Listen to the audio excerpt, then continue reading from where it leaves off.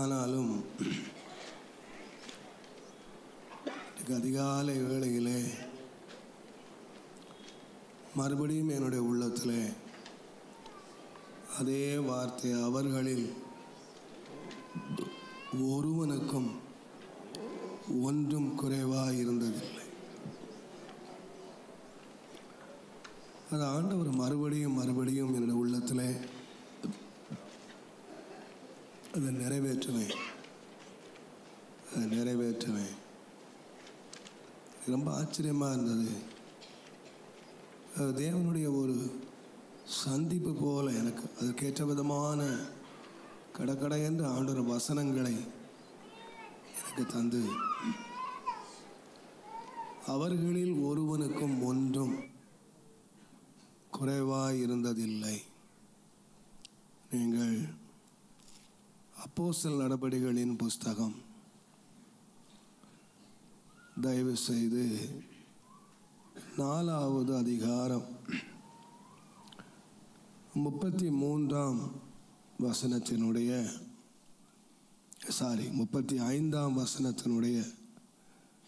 கடைசி பகுதியை நீங்கள் வாசிப்பீர்களானால், அவர்களில் ஒருவனுக்கும் ஒன்றும் குறைவாய் இருந்தது இல்லை. எல்லாம் நிறைவாக இருந்துச்சு.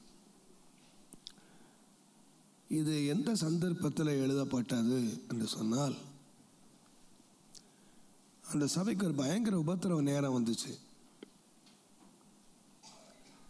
அப்போஸ்தலர்களை பிடித்து காவலிலே வைத்து சிறையிலே அடைத்து என்னெல்லாமோ செய்கிறார்கள். கடைசியாக பயமுறுத்துகிறார்கள். இனிமேல் இந்த நாமத்தை குறித்து நீங்கள் பேசவே கூடாது. இந்த நாமத்தை குறித்து நீங்கள் வெளியே சொல்லக்கூடாது. இந்த நாமத்தை சொல்லக்கூடாதுன்னு சொன்ன உடனே, இதை அறிந்த உடனே சபையார் எல்லாரும் ஒருமனப்பட்டாங்க. நாம் எல்லாரும் என்ன செய்வோம்னு கேட்டால் ஜெபம் பண்ணும். எல்லாரும் நமக்கு விரோதமாக இருக்கிறாங்க, நாம் எல்லாரும் ஜெபம் பண்ணும். அவர்கள் எல்லாரும் ஒருமனப்பட்டு ஜெபம் பண்ணி பரிசுத்த ஆவியினால் நிறைந்தார்கள். அதுக்கு பின்னால் தான் எழுதப்பட்டிருக்கிறது, ஒரு ஜெபத்துக்கு பின்பதாக ஒருமனப்பட்ட ஒரு ஊக்கமான ஜெபத்துக்கு பின்னால் அந்த அதிகாரத்தை ஆண்டவர் முடித்து வைக்கும் பொழுது, அவர்களிலே ஒருவனுக்கும் ஒன்றும் குறைவாய் இருந்தது இல்லை என்று எழுதியிருக்கிறார். இப்போ நான் நினைக்கிறேன், எனக்கு என்னுடைய உள்ளத்தில் நம்ம ஏதோ வருஷமெல்லாம் ஜெபிச்சுட்ருக்கோம், வழக்கமாக ஜெபிச்சுட்ருக்கோம். What is a reward? இதுக்கு ஒரு பலன் என்ன? அப்படியே வருஷம் அவர் ஜெபிச்சுட்டே இருக்கணுமா? இதோட முடிவு என்ன? இந்த ஜெபத்துக்கு ஒரு முடிவு இருக்கு. அவங்க தங்களுடைய குறைவை நிவர்த்தி ஆகணுன்னையும் தங்கள் தேவை சந்திக்கப்படணுன்னையும் ஜெபிக்கலை. அவங்க ஜெபிச்ச குறிப்பே வேற. அங்கே சொல்லப்படுகிறது 29ஆம் 28ஆம் வசனத்தில் வாசிப்பீங்கன்னா, எல்லாரும் விரோதமாக கூட்டம் கூடி இருக்காங்க. அவங்க பயமுறுத்தல்களை கேளும் கர்த்தாவே, தேவரீர் அதை கவனியும் ஆண்டவரே. உம்முடைய நாமத்தில் அடையாளங்கள் நடக்கட்டும். உம்முடைய நாமத்தில் வியாதியஸ்தர்கள் சுகமாகட்டும். உம்முடைய கரத்தை நீட்டும். அற்புதம் நடக்கிறதுக்கு உம்முடைய கரத்தை நீட்டும். உம்முடைய வசனத்தை ஊழியர்கள் தைரியமாக சொல்கிறதுக்கு அனுக்கிரகம் பண்ணும். இதில் எங்கேயாவது தேடி வாசி பாருங்க, எங்கள் தேவைகளை நிறைவாக்கும் அப்படின்னு எங்கேயாவது வாசித்து பாருங்கள். எங்கேயுமே இல்லை. அவர்கள் ஜெபித்த குறிப்பே வேற. பயமுறுத்துறாங்க, எங்களை விடுதலையாக்கும். உம்முடைய வசனத்தை அவர்கள் தைரியமாக சொல்லணும். அது கரத்தை நீட்டும். கரம் நீட்டப்படட்டும். எல்லாரும் ஆவியில் நிறைஞ்சாங்க. அதனுடைய பின்பகுதியில் தான் எழுதியிருக்கு, அவர்கள் எல்லார் மேலும் பூரண கிருபை உண்டாயிருந்தது, அவர்களில் ஒருவனுக்கும் ஒன்றும் குறைவாய் இருந்தது இல்லை.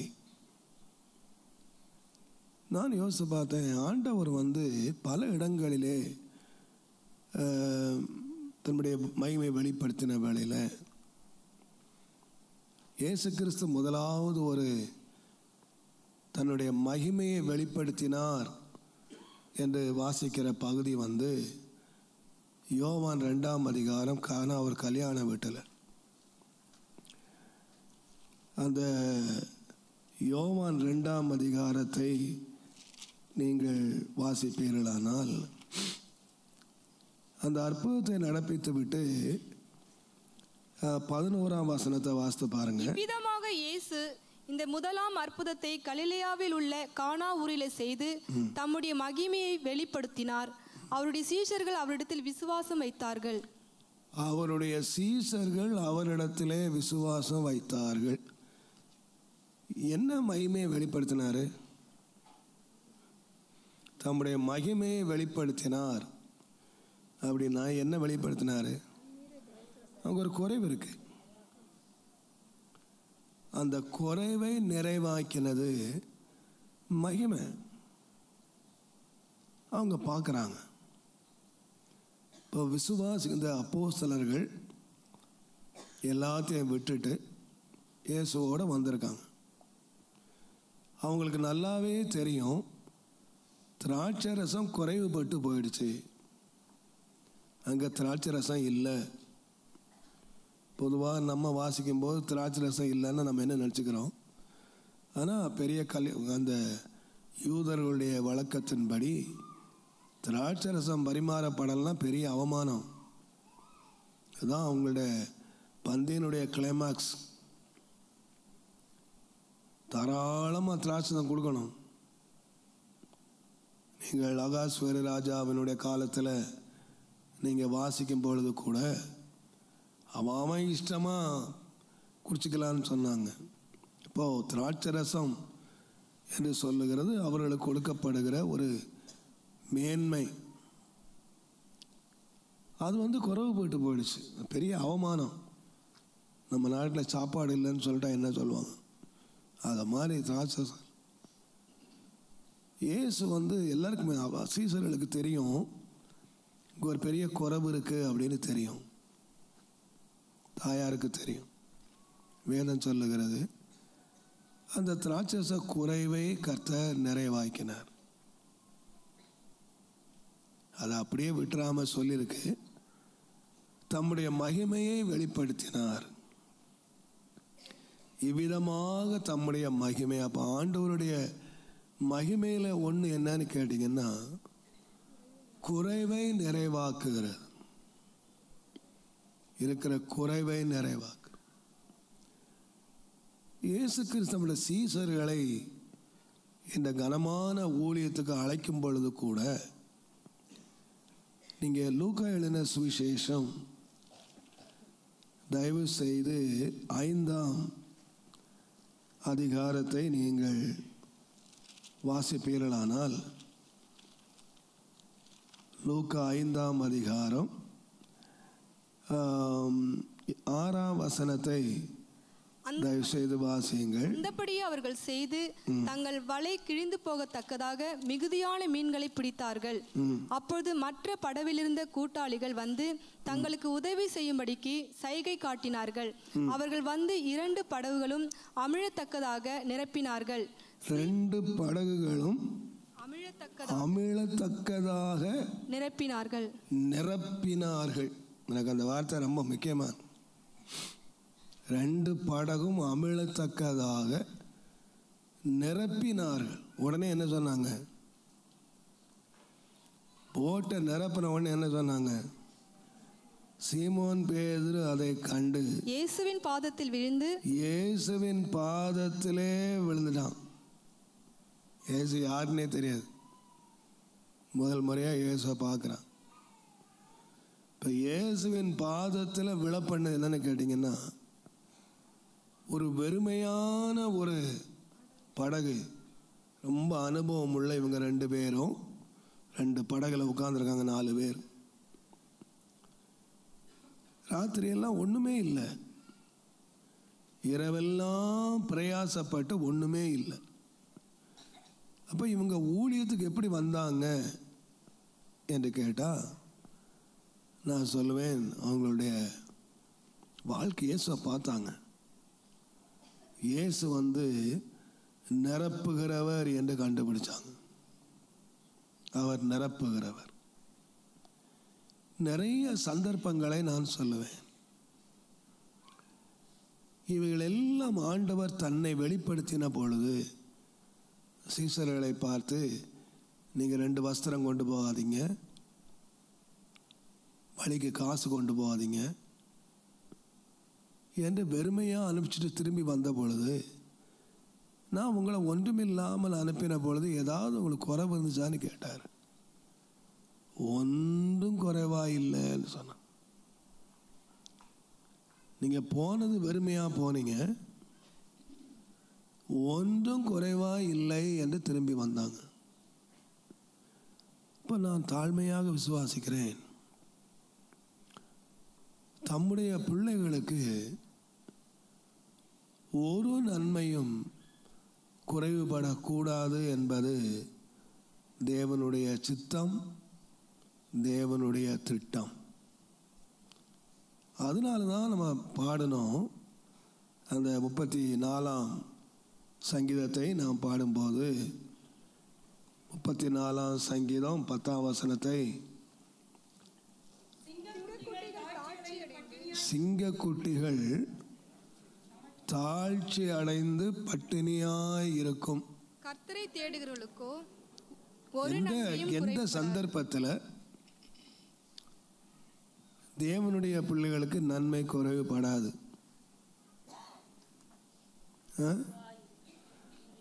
எந்த சந்தர்ப்பத்தில் தேவனுடைய பிள்ளைகளுக்கு நன்மை குறைவுபடாது? கொஞ்சம் கிராஸ் பண்ணி பாருங்க, கொஞ்சம் கொஞ்சம் நீங்களே கொஞ்சம் யோசிச்சுக்கிடுங்க. சிங்கக்குட்டிகள் கூட பட்டினியாக கிடக்கிற காலத்தில் கர்த்தரை தேடுற வீட்டில் குறைவு இருக்கு. அதான் அந்த வசனத்தை இணைச்சு சொல்லியிருக்கு. உங்களுக்கு விளங்கணுமானால், எலியா கேரித்தாற்றண்டையில் உட்கார்ந்துருந்தார். அவர் எங்கே அனுப்பினார்னு கேட்டால், ஆண்டவர் ஒரு விதவையின் வீட்டுக்கு அனுப்பினார். அந்த விதவை செழிப்பான ஒரு விதவை இல்லை, நம்ம எல்லாருக்கும் தேர்ந்தெடுக்கிறபடி கடைசி அப்பத்தை சாப்பிட போகிற ஒரு பாட்டி அம்மா. அவங்களும் அவங்க மகனும் ஒரு விதவை. அந்த விதவை வீட்டுக்கு ஒரே ஒரு பையன். அவங்க கடைசி அப்ப சாப்பிட போகிறாங்க. இதுக்கு பிறகு ஒன்றுமே கிடையாது. 2 விறகு பொறுக்க வந்தேன், எண்ணெய் கூட இல்லை. ஆனால் அங்கே சொல்லியிருக்கு, 1 ராஜாக்கள் 17ஆம் அதிகாரம், தயவு செய்து 15-16 வாசிங்க. அவள் போய் எலிசாவின் சொற்படி செய்தால் அவளும் இவனும் அவள் வீட்டாரும் அநேக நாள் சாப்பிட்டார்கள். கர்த்தர் எலியாவை கொண்டு சொன்ன வார்த்தையின்படியே பானையிலே மா செலவழிந்து போகவும் இல்லை, கலசத்தின் எண்ணெய் குறைந்து போகவும் இல்லை. பாருங்க, இது எந்த சந்தர்ப்பம்னு கேட்டீங்கன்னா, 6 வத்தி போச்சு, எங்கேயும் பஞ்சம்,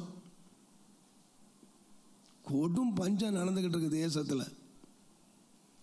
ராஜா வீட்டில் பஞ்சம், எல்லா வீட்லேயும் பஞ்சம். ஆனால் ஒரு வீட்டில் மா செலவழிஞ்சு போகவும் இல்லையா, எண்ணெய் குறைஞ்சி போகவும் இல்லையா. ஏன்னா ராஜா வீட்டில் செலவழிஞ்சு போகுது, எல்லார் வீட்லேயும் செலவழிது, எல்லா வீட்லேயும் குறைஞ்சி போகுது. ஆனால் ஒரு வீட்டில் ஒரு தேவனுடைய மனுஷன் இருக்கிற வீட்டில் செலவழியவும் இல்லை, குறையவும் இல்லை, நல்லா சாப்பிட்டுட்ருக்காங்க. செலவழியிலன்னா அப்படியே பானையை மூடி போட்டு மூடின சொல்லி நான் நினச்சிடாதீங்க. நல்லா சாப்பிட்டாங்க. யார் சாப்பிட்டா? எலியா சாப்பிட்டாரு, அந்த ஏழை விதவை சாப்பிட்டா, அவன் புள்ள சாப்பிட்டான். நான் நினைக்கிறேன் இவங்க வீட்டில் சாப்பாடு இருக்குன்னு தெரிஞ்சதுனால சொந்தக்காரங்க வந்து நிச்சயம் சாப்பிட்டுப்பான்னு நினைக்கிறேன். இல்லையா? எல்லார் வீட்லேயும் சாப்பாடு இல்லைன்னும் போது இவங்க வீட்டில் சாப்பாடு இருக்குன்னு தெரியாமலா இருக்கும்? செலவழிஞ்சு போகவில்லை. நான் கொஞ்சம் உட்காந்து அப்படியே யோசித்தேன், இவன் வீட்டில் என்ன இல்லைன்னு கேட்டிங்கன்னா எரிக்கிறதுக்கு விறகும் இல்லை. அது இல்லாமல் தானே போய் சொல்லி பிறக்க போனா, போய் அதுக்கப்புறம் பிறக்க போனான்னு சொல்லலை எங்கேயுமே. All sufficient. அந்த வீட்டுக்குள்ள எல்லாமே நிறைவாக இருக்கு. ஒரு தேவனுடைய மனுஷனுடைய வார்த்தைக்கு கீழ்ப்படிந்த ஒரு குடும்பத்தில் எல்லாமே வந்து நிறைவாக இருக்கு. தேவனுடைய நாமத்துக்கு மகிமை உண்டாகுது. நான் யோசித்து பார்த்தேன், ஆண்டவரே, அந்த குடும்பம் கர்த்தருடைய வார்த்தை கீழ்ப்படிஞ்சது. ஊரே பஞ்சமாக கடந்த பொழுது அந்த கீழ்ப்படிஞ்ச வீட்டை நீர் நிரப்புவதற்கு நீர் உண்மை உள்ளவரார், எல்லாருக்கும் சாட்சியா. அதனால தான் சொல்லியிருக்கு, சிங்கக்குட்டிகள் தாழ்ச்சி அடைந்து ராஜாக்கள் கூட தாழ்ச்சி அடைந்து பட்டினியாக கிடப்பாங்க. தேவனுடைய பிள்ளைகளுடைய வீட்டில் குறைவு இருக்கவே முடியாது. எந்த குறைவும், நான் சொல்கிறேன், ஆகார குறைவு மாத்திரம் இல்லை.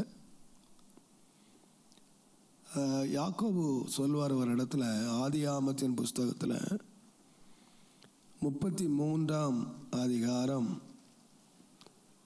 11ஆம் வசனத்தில் நீங்கள் வாசித்து பாருங்கள். தேவன் எனக்கு அனுக்கிரகம் செய்திருக்கிறார்.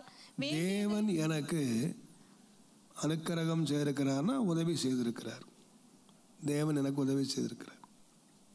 வேண்டியதெல்லாம் எனக்கு வேண்டியதெல்லாம்.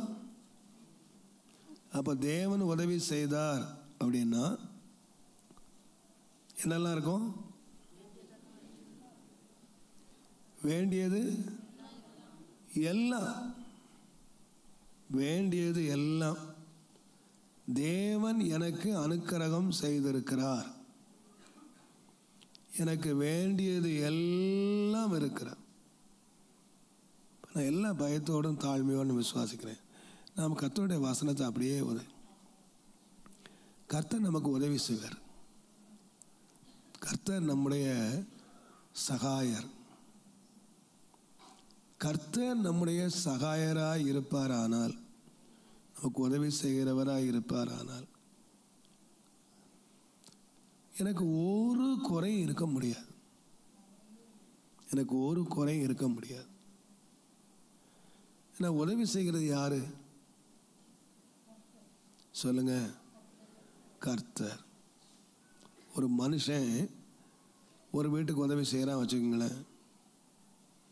இப்போ நான் பேப்பரில் வாசிக்கிறோம், ஒரு கிராமத்தை தத்தெடுக்கிறாங்க. சச்சின், அது பெரிய பேப்பரில் போகிற சச்சின் ஒரு கிராமத்தை தத்தெடுத்தார். அவர் இனிமேல் எடுத்தாருன்னா எல்லாம் போட போகிறாராம், ரோடு போட போகிறாராம், தண்ணி கொடுக்க போகிறாராம், எல்லாம் கொடுக்க போகிறாராம்.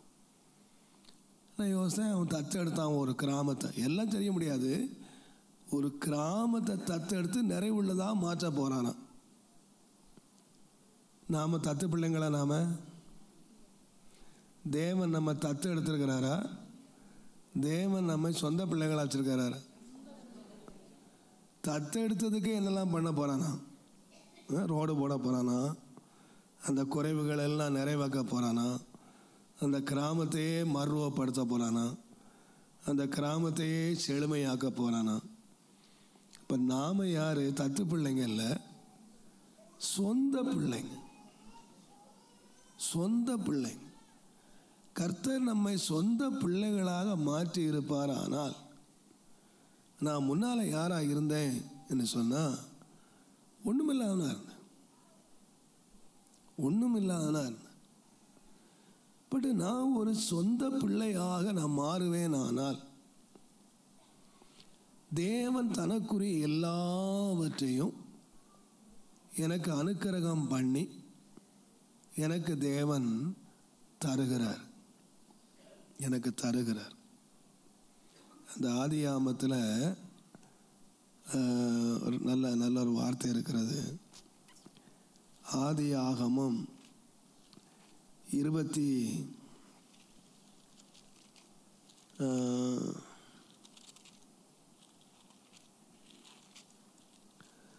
25ஆம் அதிகாரம். தேவனுடைய நாமத்துக்கு மகிமை உண்டாவதாக. 6ஆம் வசனத்தை பாருங்க. ஆபிரகாமுக்கு இருந்த 5ஆம் வசனம். ஆபிரகாம் தனக்கு உண்டான யாவையும் ஈசாக்கு கொடுத்தான். ஆபிரகாம் தனக்கு உண்டான எல்லாவற்றையும், நான் கொஞ்சம் வச்சுக்கிறேன்ப்பா ஈசாக்கு, நான் உயிரோடு இருக்கிற வரைக்கும் நான் கொஞ்சத்தை வச்சுக்கிறேன், ஒரு 25% நான் வச்சுக்கிறேன், 75 உனக்கு தரேன் அப்படின்னு சொல்லலை. என்ன சொன்னார்னா, தனக்கு உண்டான எல்லாவற்றையும் ஈசாக்கு கொடுத்துட்டான். ஏன்? சொந்த பிள்ளை, அவன் பிள்ளை, அவன் பிள்ளையா இருந்ததுனால எப்போ கொடுத்தான்னு கேட்டா செத்த பிறகு கொடுக்கல, உயிரோடு இருக்கும்போதே கொடுத்துட்டான். உலக பிரகாரமாக பார்த்தீங்கன்னா சொத்தெல்லாம் எப்போ சேரும்னா செத்த பிறகு தான் பிள்ளைக்கு சேரும்.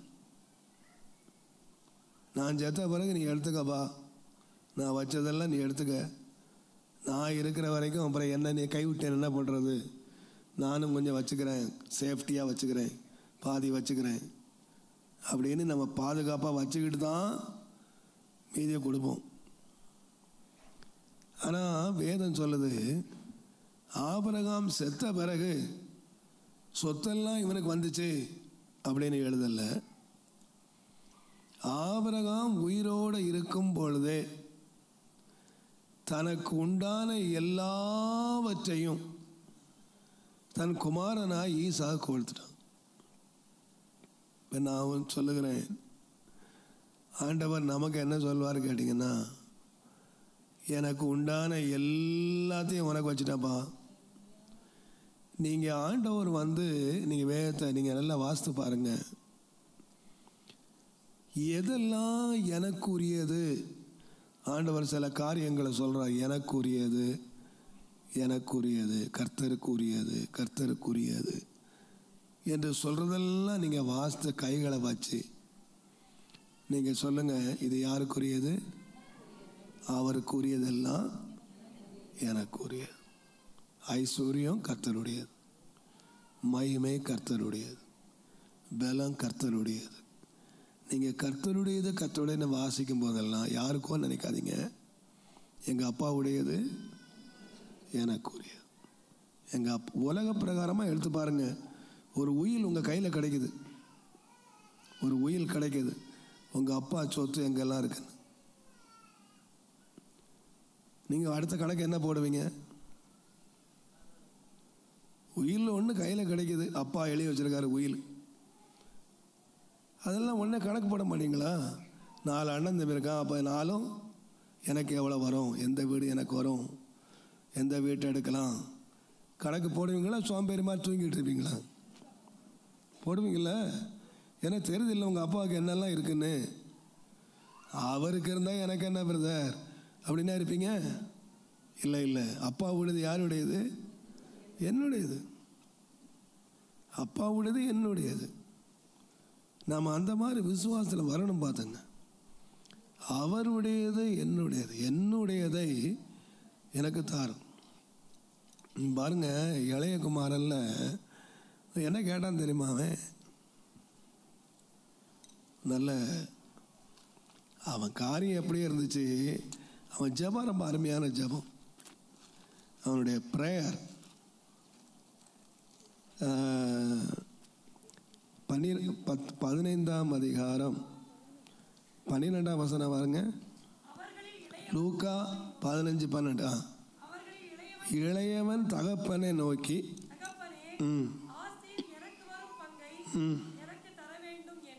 இவன் சம்பாதிச்சானா? இவனை சம்பாதிச்சான். இவன் நெத்தி வேர் வச்சிருந்தானா?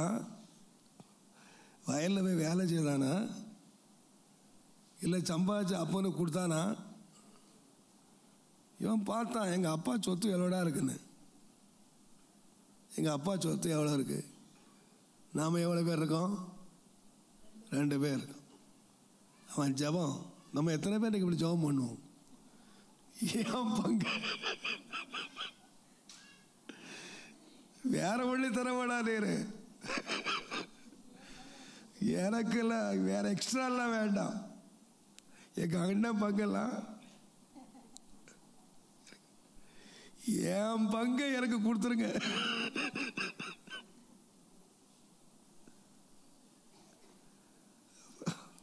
நல்ல ஜெபம் பண்ணாங்க அப்பா. அதுக்கப்புறம் மதுவே பேச முடியல. அப்பா நான் செத்த பேர் தரேன்டா சொல்ல, அவர் சொல்ல முடியாது. நான் உங்க பங்கு கேட்கலப்பா. கஷ்டப்படாத ஒரு சோம்பேறி, ஒரு திட்டமில்லாத ஒரு சோம்பேறி பையன்,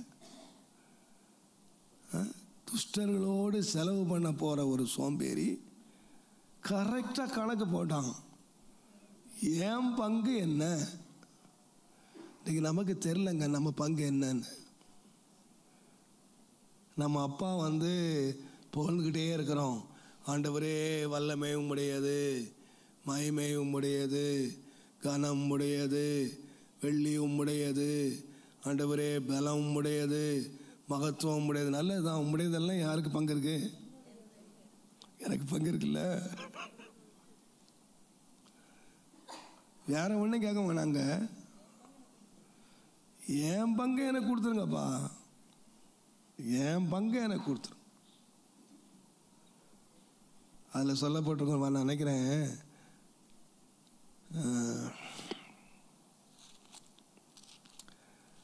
இயேசுவின் ரத்தம் ஜெயம். அப்போஸ்தலனாகிய பவுல் ஐ திங்க் எபிரேயருக்கு எழுதின நிருபம்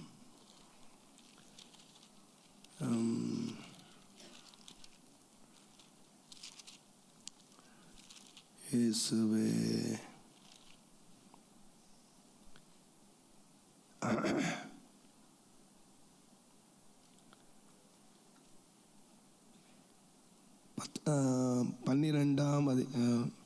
12ஆம் அதிகாரம் 10ஆம் வசனம் பாருங்க. அவர்கள் தங்களுக்கு நலமென்று தோன்றினபடி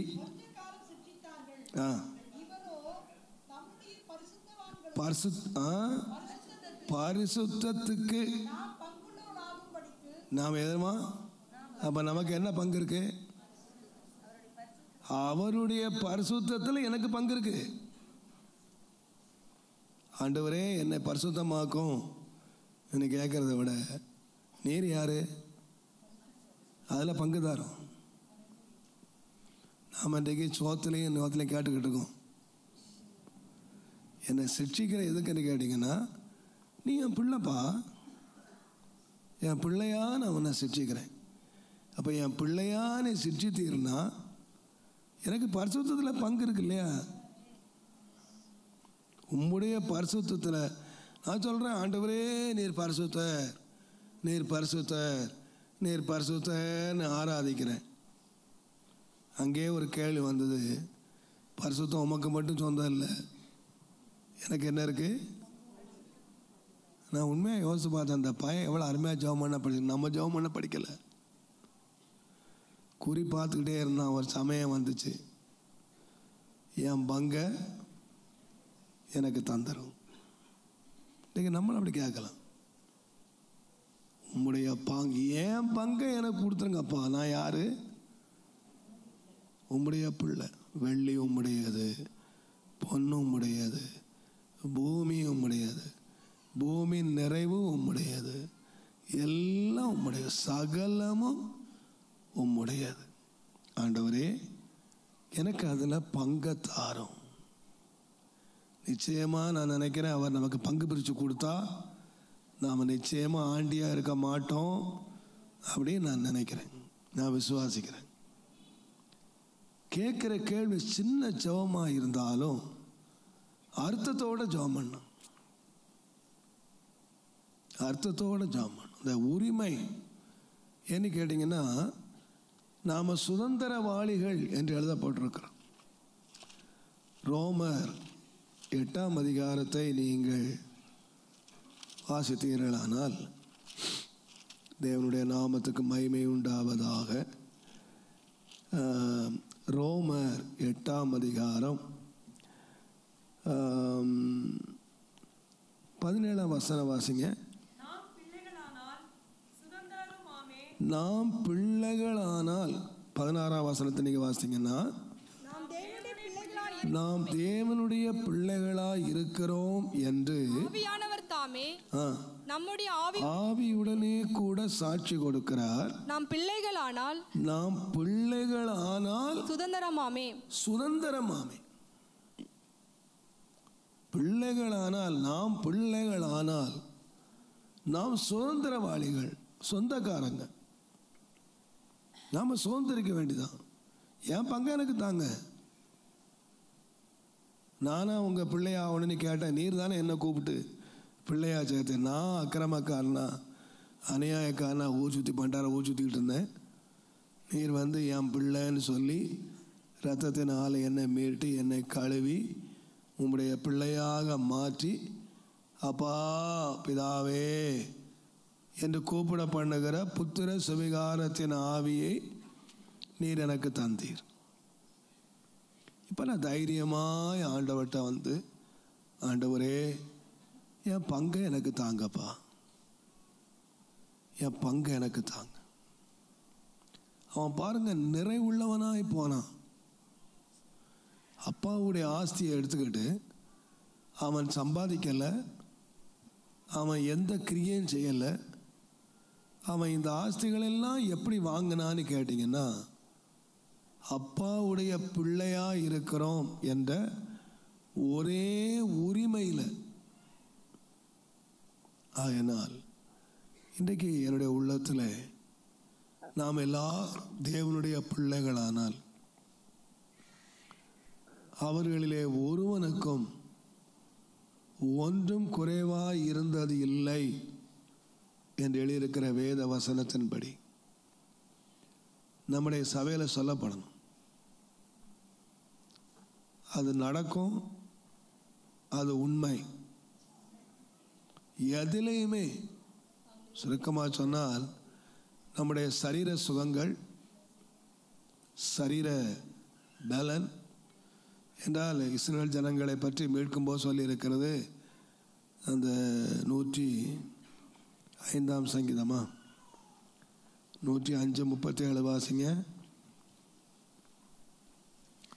அவர்களுடைய தேசத்தில் உள்ள சகல பூண்டுகளையும் அரித்து அவர்களுடைய நிலத்தின் கனியை தின்று. 105:17.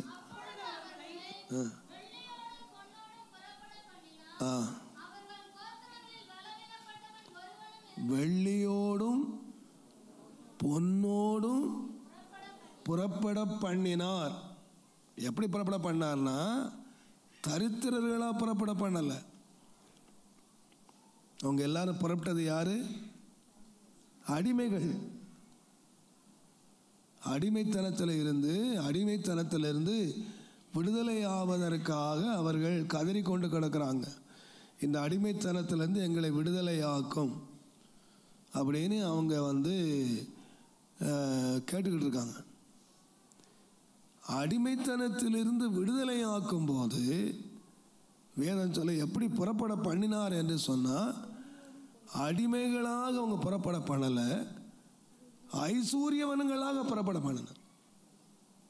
வெள்ளியோடும் பொன்னோடும் புறப்பட பண்ணினார். அவர்கள் கோத்திரங்களிலே ஒருவனும் என்ன செய்யல, பலவீனப்பட்டவன் ஒருவனும் இல்லை, ஒருமை இல்லை. அப்ப நான் சொல்லுவேன், ஐஸ்வர்யத்திலே மாத்திரம் அல்ல, சரீர சுகத்திலேயும் ஆண்டவர் குறைவில்லாமல் வச்சிருந்தார்.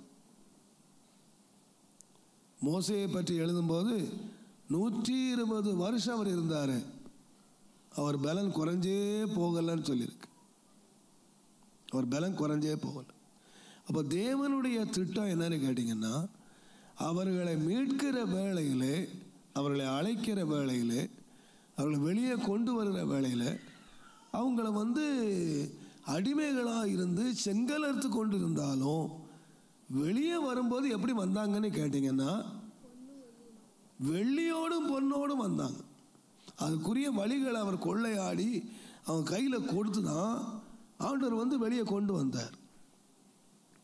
அவங்க அப்படியே செங்கல் அறுத்து ஜீவனையும் கசப்பாக்கி வெறுமையாக கொண்டு வந்திருந்தார்னா தேவனுடைய ஆலயம் கட்டப்பட்டிருக்காது. தேவனுடைய ஆலயத்தை கொடுங்கன்னு சொன்னபோது விலை ஏறப்பட்ட கற்கள், மரம், என்னெல்லாமோ வச்சுருந்தாங்க. கோடி கோடியாக மோசே கையில் கொடுத்தாங்க. ஏன் கோடி கோடியாக ஆண்டு கையில் கொடுத்துருந்தாரு. வெளியே வரும்போதே, அவங்க மீட்கப்பட்டு வெளியே வரும்போதே அடிமை என்கிற பெயர் போயிடுச்சு. தேவனுடைய பிள்ளைகளாக வெளியே வந்தாங்க. அவங்கள ஐஸ்வர்யவான்களாய் வெளியே கொண்டு வந்தார். வெளியே ஐஸ்வர்யங்களை கொண்டு வந்தார். வெள்ளியோடும் பொன்னோடும் புறப்பட்டு வந்தார்கள். வேதம் சொல்லுகிறது, ஒருவனும் பலவீனப்பட்டவன் இல்லவே இல்லை. அதனால தாங்க 40 வருஷம் நடந்தான். நம்மளை 40 நிமிஷம் நடக்க சொல்லுங்க பார்க்கலாம். 40 நிமிஷம் நடக்க நம்ம காலுக்கு முடியாது. அவன் 40 years நடந்திருக்கான். கால் வீங்கவும் இல்லை, பலவீனமாகவும் இல்லை. என்னத்துன்னா வெறும் மண்ணா தின்னுட்டு அந்த பாடு. பாருங்க, சரீரத்திலேயும் பலன் இருக்கிறது, சரீரத்திலேயும் சுகம் இருக்கிறது. அந்த சாராளை குறித்து நீங்கள் வாசித்தீங்கன்னா, அந்த ஒரே ஒரு வசனத்தை மட்டும் வாசிங்க. சாராள் 11ஆம் எபிரேயர் 11ஆம் அதிகாரம் 11ஆம் வசனம்.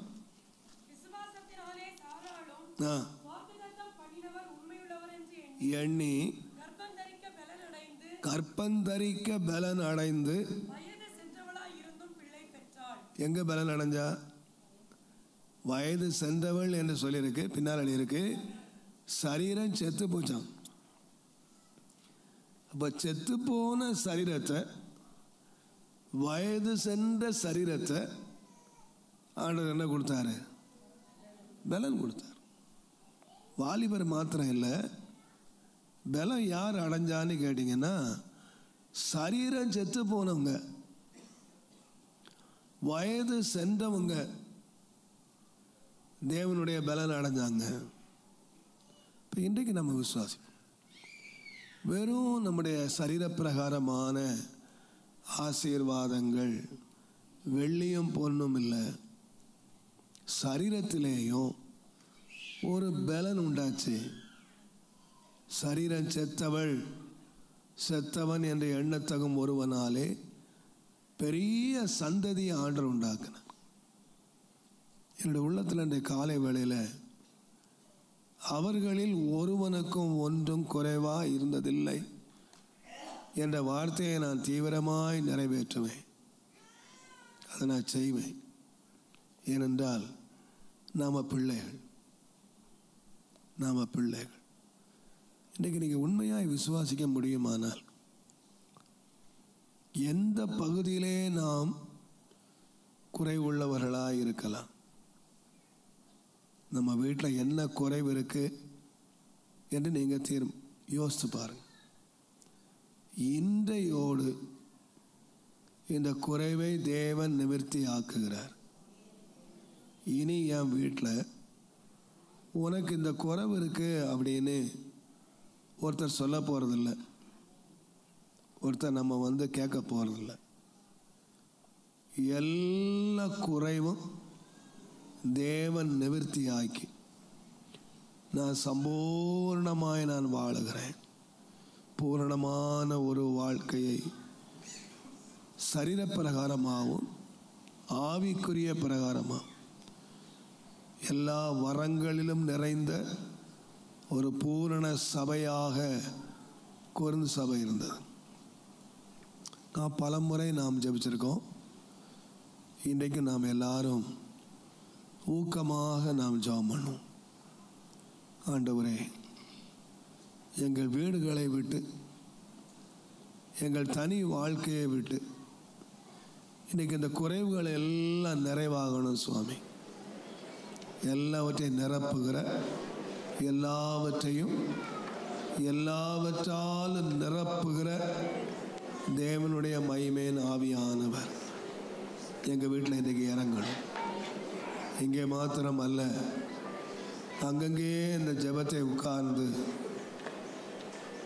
பார்த்து கொண்டிருக்கிற தூர தேசத்தில் இருந்தும் பார்த்து கொண்டிருக்கிற பிள்ளைகளுடைய குடும்பத்திலேயும் இன்றைக்கு ஒரு நிரம்புதல் உண்டாக வேண்டும். அன்றைக்கு எல்லாரும் ஜெபம் பண்ணி ஆவிலே நிறைந்து பூமி அதிரத்தக்கதாக ஜெபம் பண்ணினார்கள். அதனுடைய ஒரு முடிவு என்னன்னு கேட்டிங்கன்னா, அவர்களிலே ஒருவனுக்கு ஒன்றும் குறைவாக இருந்ததில்லை. கர்த்தர் தேடுகிற நாம், கர்த்தரை ஜெபிக்கிற நாம், நம்முடைய வீட்டிலேயே குறைவு இருக்குமானால் நாம் எப்படி மற்றவர்களுக்கு நாம் சொல்ல முடியும்?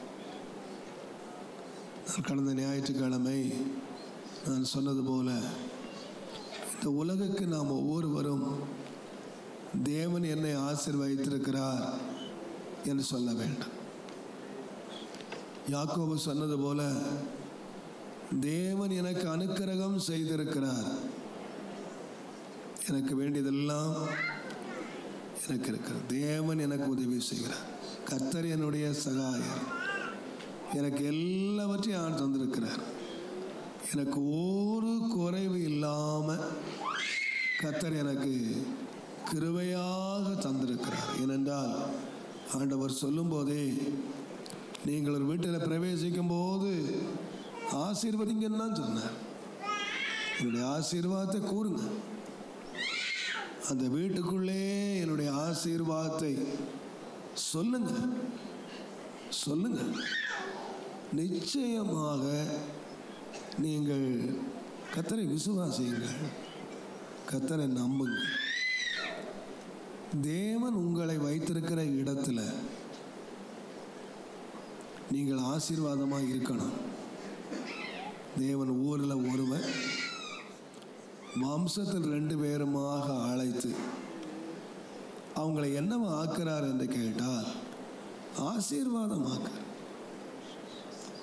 அதை பிரத்யட்சமாய் காணத்தக்கதாக கர்த்தர் உங்களை ஆசீர்வதிக்கணும். கர்த்தருடைய பிள்ளைகளாக நாம் இருப்போமானால் நீங்கள் உரிமை பாராட்டி நீங்கள் கேளுங்கள்.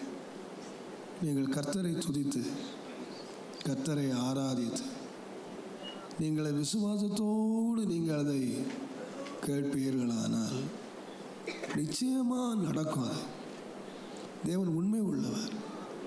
விசுவாசித்த போது அது பலன் அடைந்தார்கள், விசுவாசத்தினாலே பெற்று கொண்டார்கள். அவருடைய வல்லமை நமக்கு எல்லாத்தையும் தந்து விட்டது. தேவன் தந்துட்டார், எல்லாம் எனக்கு கிடைச்சிருச்சு.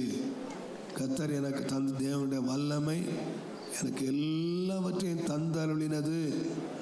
இந்த நீங்கள் தெரிஞ்சிருந்தால் நம் ஜெபத்துக்காக நான் சொல்லுகிறேன்.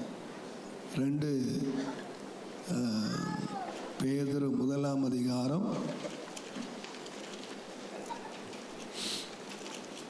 2 பேதுரு 1 அதிகாரம் 3 3ஆம் வசனம் வாசிங்க. தம்முடைய மகிமையினாலும் காருண்யத்தினாலும் நம்மை அழைத்தவரை அறிந்திருக்கிற அறிவினாலே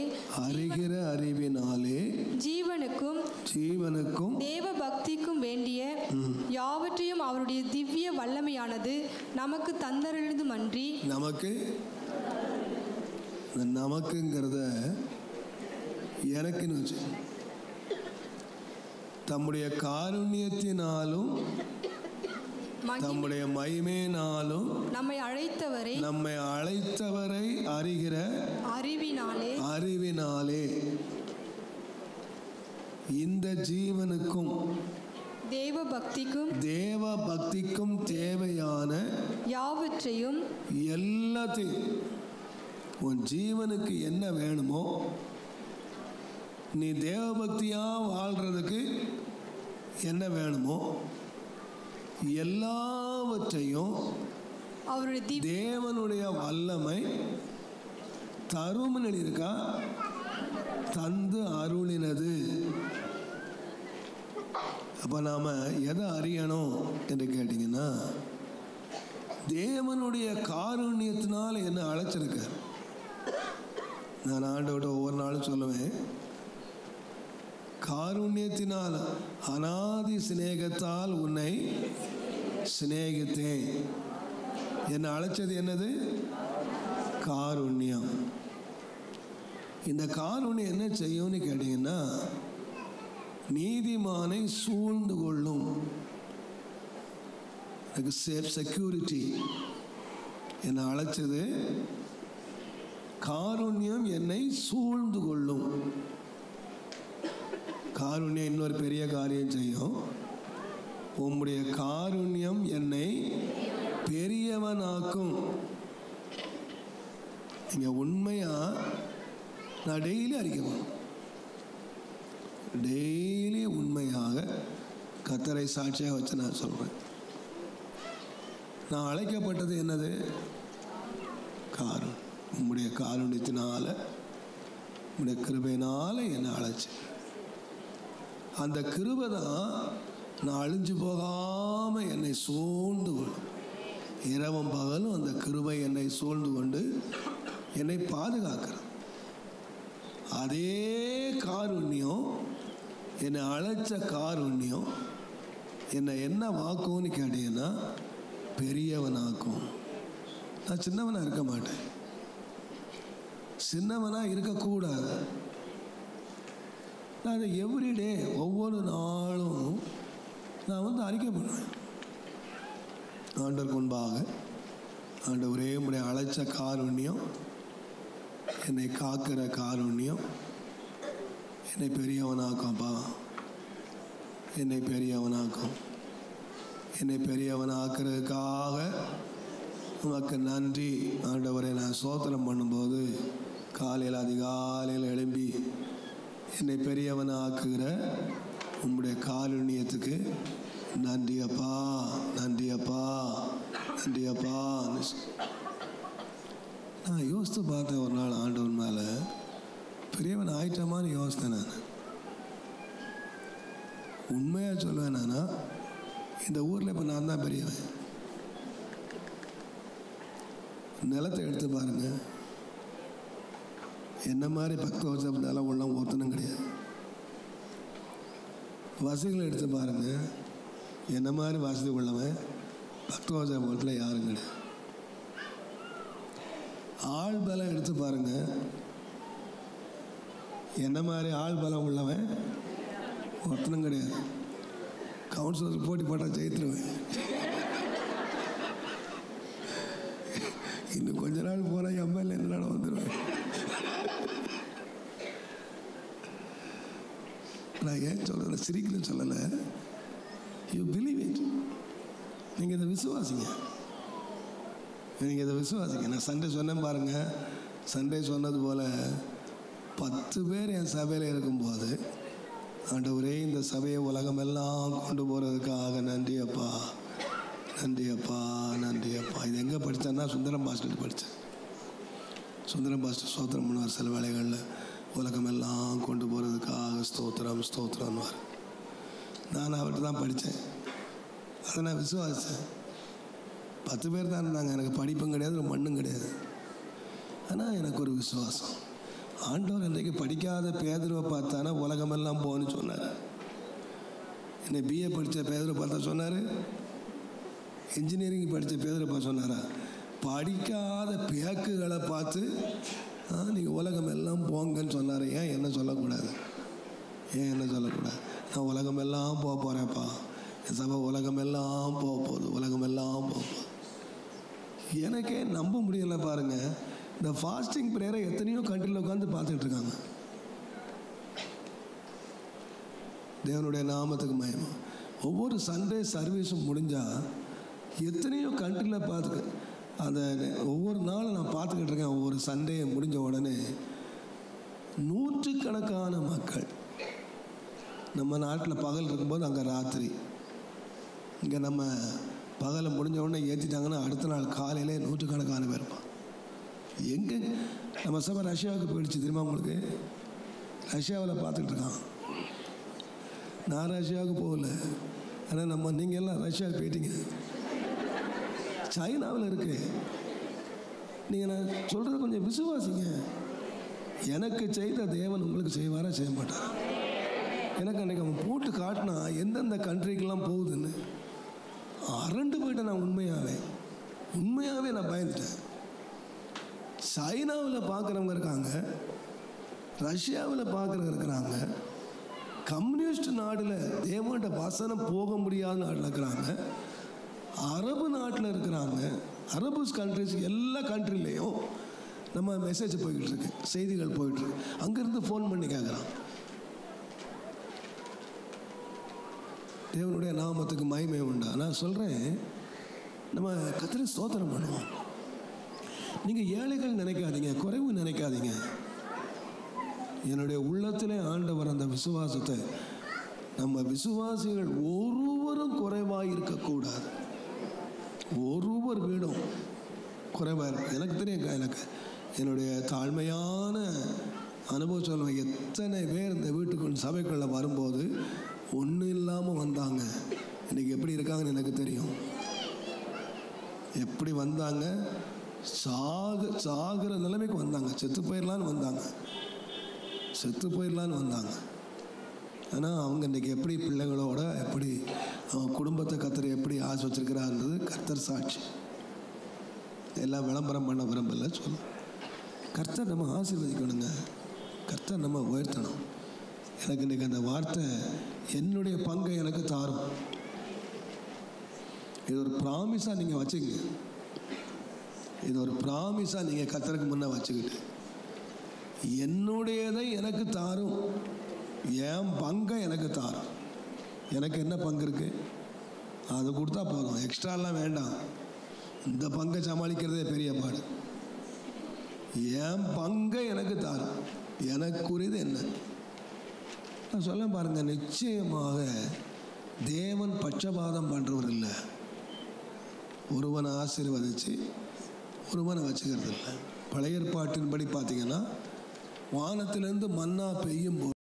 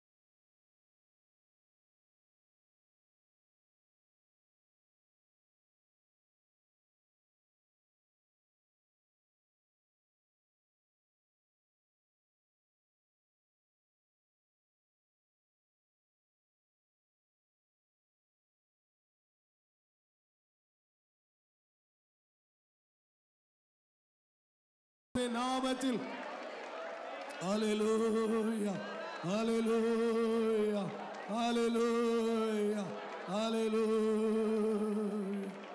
என்னை பலப்படுத்துகிற கிறிஸ்துவினாலே எல்லாவற்றையும் செய்ய எனக்கு பலனுண்டு. நான் எல்லாவற்றையும் செய்ய எனக்கு பலனுண்டு. என்னை பலப்படுத்துகிற கிறிஸ்துவினாலே எல்லாவற்றையும் செய்ய எனக்கு பலனுண்டு. என் தேவன் யெகோவாயீரே, என் தேவை யாவையும் தருவாரே. என் தேவன் யெகோவாயீரே, என் தேவை யாவையும் தருவாரே. தமது ஐஸ்வர்யத்தின் படியே எனது குறைவை நிறைவாக்கும். இயேசுவை விசுவாசித்தே தேவ மகிமையை காண்பேன். நான் இயேசுவை விசுவாசித்தே தேவ மகிமையை காண்பேன். என்னை பலப்படுத்துகிற கிறிஸ்துவினால் எல்லாவற்றையும் செய்ய எனக்கு பலனுண்டு. நான் எல்லாவற்றையும் செய்ய எனக்கு பலனுண்டு. என் தேவன் யெகோவாயீரே, என் தேவையா தந்தாரே தந்தாரே. என் தேவன் யெகோவாயீரே, என் தேவையாவர் தந்தாரே. தமது ஐஸ்வர்யத்தின் படியே எனது குறைவை நிறைவாக்கும். இயேசுவை விசுவாசித்தே தேவ மகிமையை காண்பேன். நான் இயேசுவை விசுவாசித்தே தேவ மகிமையை காண்பேன். என்னை பலப்படுத்துகிற கிறிஸ்துவினாலே எல்லாவற்றையும் செய்ய எனக்கு பலனுண்டு. நான் எல்லாவற்றையும் செய்ய எனக்கு பலனுண்டு.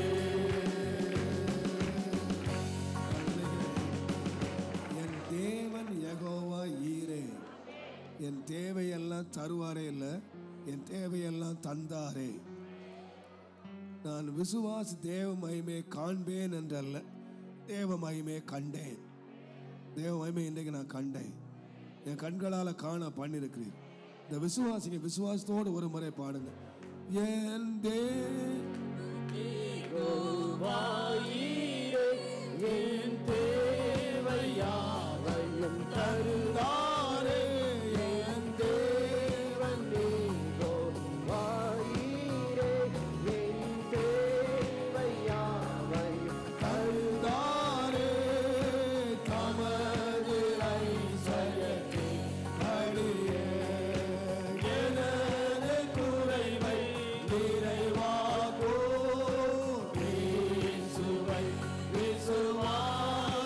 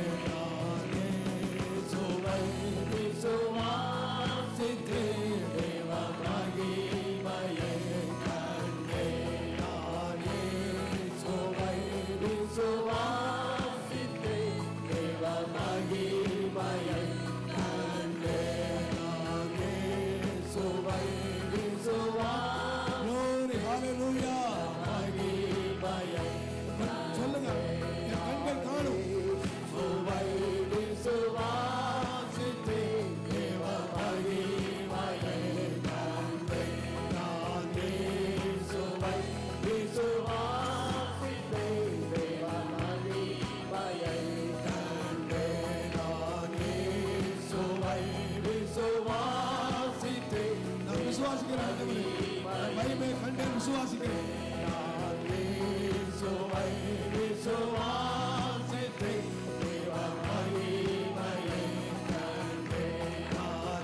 எல்லா அவிசுவாச பிசாசுகள் விலகட்டும். எல்லா அவிசுவாசம் விலகட்டும். எல்லா அவநம்பிக்கை பிசாசுகளும் ஒளியட்டும். விசுவாசத்தின் ஆவினை ஊற்றப்படுவதா ஊற்றப்படுவதே தேவ மகிமையை காண்கிற கண்களை திறந்தரணும். எங்கள் கண்களை திறந்தரணும். விசுவாசித்தே தேவ மகிமையை கண்டேன். விசுவாசித்தே தேவ மகிமையை கண்டேன். கண்கள் காண்கிறது. சொல்லுங்க, கண்கள் காண்கிறது. தேவ மகிமையை நான் காண்கிறேன். தூரத்தில் உள்ள தேசத்தை நான் பார்க்கிறேன். தூர தேசத்தை நான் பார்க்கிறேன். தேவன் செய்கிற மகத்துவமான கிரியைகளை நான் காண்கிறேன். தேவ மகிமையை கண்டேன். விசுவாசித்தே தேவ மகிமையை கண்டேன்.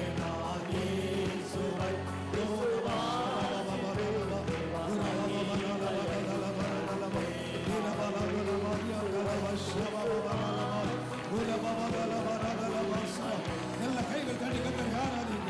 கத்தரை ஆராதிங்க. கத்தரை மகிமை வெளிப்படுங்க. தேவனுடைய மகிமை வெளிப்படுங்க. எல்லா கைகள் தட்டி தேவனை ஆராய்ச்சி மகிமைப்படுத்துங்க. உங்களுடைய மகிமையை நான் காண்கிறேன். ஆண்டவரே, எங்கள் கண்கள் மகிமையை காண்கிறேன்.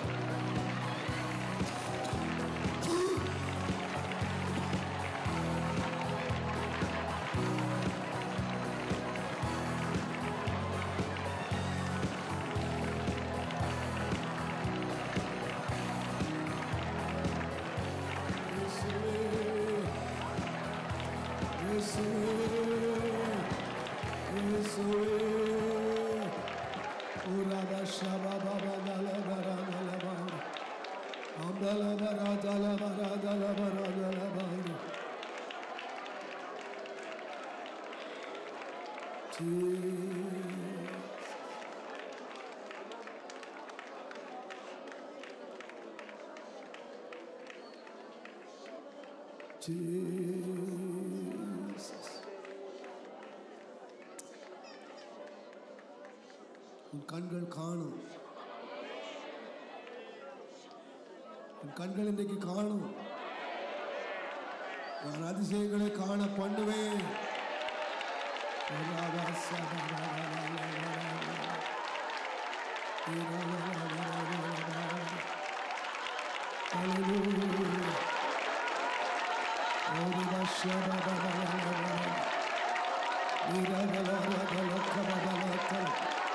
கர்த்தருக்கு மகிமையை செலுத்துங்கள். தேவன் தம்முடைய ஜனங்களை சந்தித்தார். தேவன் தம்முடைய ஜனங்களை சந்தித்தார்.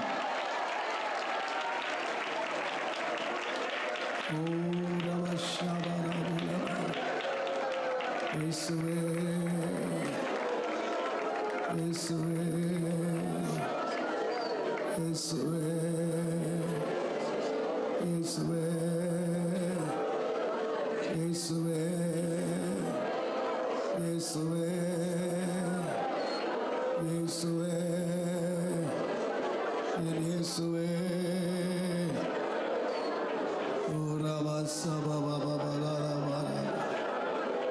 ஜீசஸ், நீர் நல்லவர். நீர் நல்லவர். நீங்கள் விசுவாசி.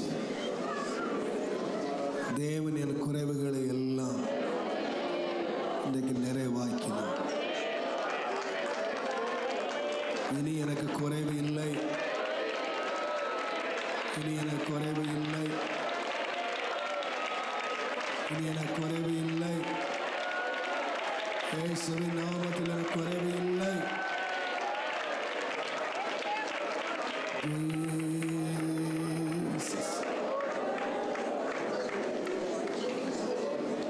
Hallelujah. Jesus. நீதி உண்டாக இருதயத்திலே விசுவாசிக்கப்படும். ரட்சிப்பு உண்டாக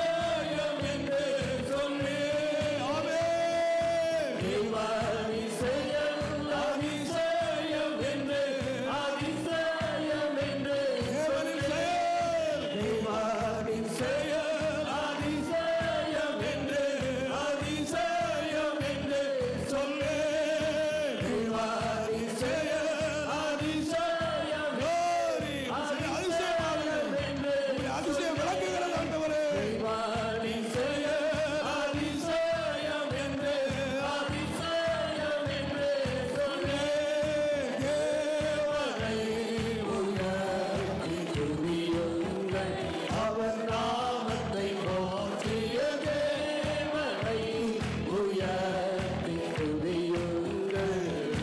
இவரே நாம் தேவன், இவர் நம்மை ரட்சித்தார், இவரை ரட்சிப்பினால் களி கொண்டிடுவோம். இவரே நாம் தேவன், இவர் நம்மை ரட்சித்தார், இவரை ரட்சிப்பினால் களி கொண்டிடுவோம். இவர் பகைவனை வென்று கீழ்ப்படுத்தி வென்று கீழ்ப்படுத்தினார். இவர் பகைவனை வென்று கீழ்ப்படுத்தி வென்று கீழ்ப்படுத்தினார். தேவனை உயர்த்தி துதியுங்கள். அவர் நாமத்தை போற்றிய தேவனை உயர்த்தி துதியுங்கள். அவர் நாமத்தை போற்றிய தேவனை உயர்த்தி துதியுங்கள். இயேசு நாமத்தை போற்றிய தேவனை உயர்த்தி துதியுங்கள். இயேசு நாமத்தை போற்றிய தேவனை உயர்த்தி துதியுங்கள். தேவனின் செயல் அதிசயம் என்று சொல்லு. தேவனின் செயல் அதிசயம் என்று சொல்லு. தேவனை உயர்த்தி துதியுங்கள். அவர் நாமத்தை போற்றிய தேவனை உயர்த்தி துதியுங்கள். ஹல்லேலூயா. ஆண்டவரே, உம்முடைய செயல் அதிசயமானது. இந்த அதிசயங்களை காண பண்ணினவரே உம்மை துதிக்கிறோம். இந்த அதிசயங்களை காண பண்ணினவரே உம்மை துதிக்கிறோம். சொல்லுங்க ஆண்டவரே, இந்த அதிசயங்களை காண பண்ணினவரே. ஓ, இப்படியே சொல்லி துதிங்க. அதிசயங்களை காண பண்ணினவரே, அதிசயங்களை காண பண்ணினவரே.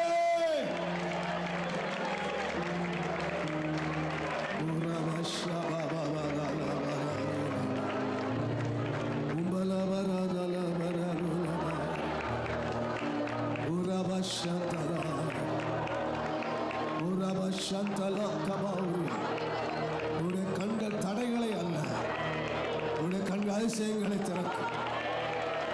நான் திறந்து வைத்திருக்கிற வாசலை உன் கண்கள் காணும். நான் திறந்து வைத்திருக்கிற காசலை காணும்.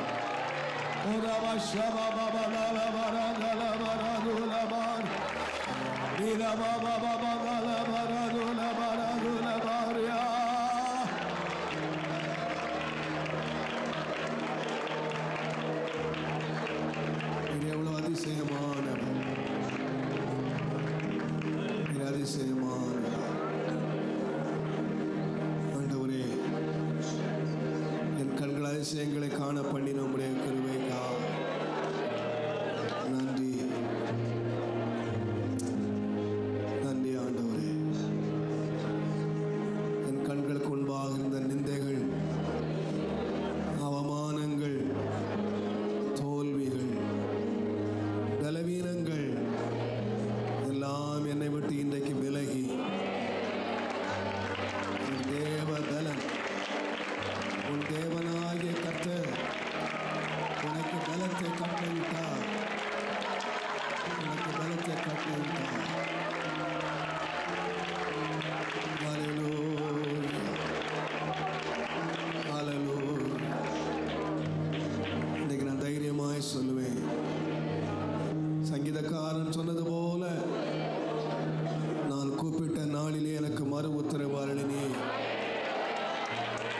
என் ஆத்மாவிலே பலன் தந்து என்னை தைரியப்படுத்தினீர், என்னை தைரியப்படுத்தினீர். எத்தனை பேர் சொல்லுவீங்க, தேவன் என்னை தைரியப்படுத்தினார், இன்னைக்கு என்னை தைரியப்படுத்தினார். ஓ ராமா சந்தரா கமா பாபா பாபா நீரவா சந்தலா கமாவுரி அம்பலவரா தலா கபாவுரி அந்தலா சத்தலா. நன்றி ஆண்டவரே, நன்றி ஆண்டவரே, நன்றி ஆண்டவரே.